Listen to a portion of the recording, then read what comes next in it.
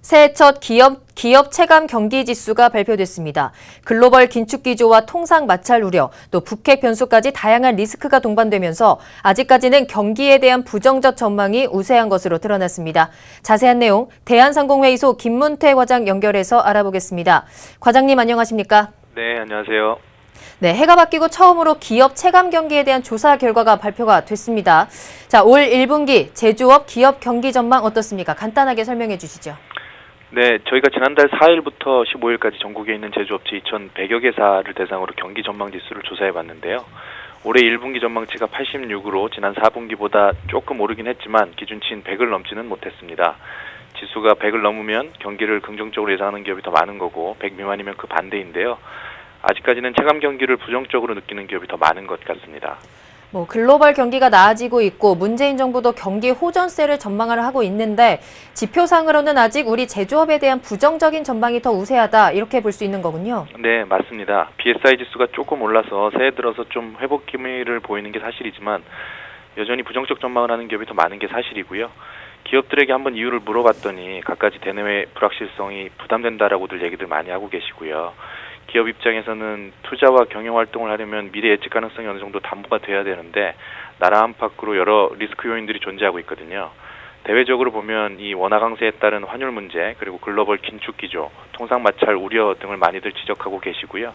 나라 안에서는 이 노동 환경 변화, 기준금리 인상 가능성, 그리고 가계부채 문제 등을 많이 걱정하고 계십니다.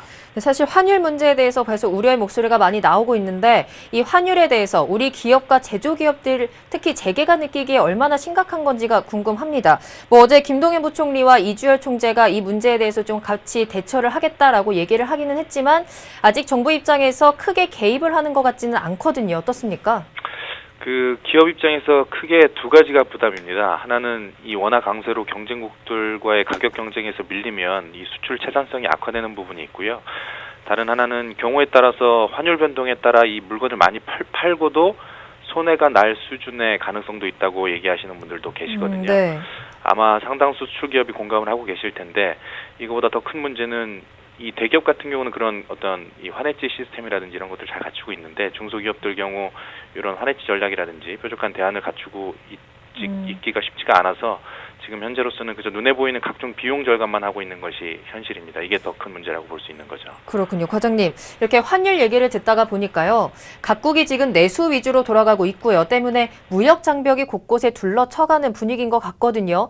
자, 수출로 먹고 사는 우리나라 기업 입장에서 쉽지 않겠다는 생각도 듭니다. 어떻습니까? 말씀하신 대로 통상 마찰로 어려움을 겪고 있는 기업들이 많습니다. 예를 들면 이런 건데요. 고무 플라스틱을 중국에 수출하는 업체인데 이전에 전혀 문제없던 물품 통관이 언제부턴가 한 달에 꼭 2건 이상씩 통관해서 걸린다는 거거든요.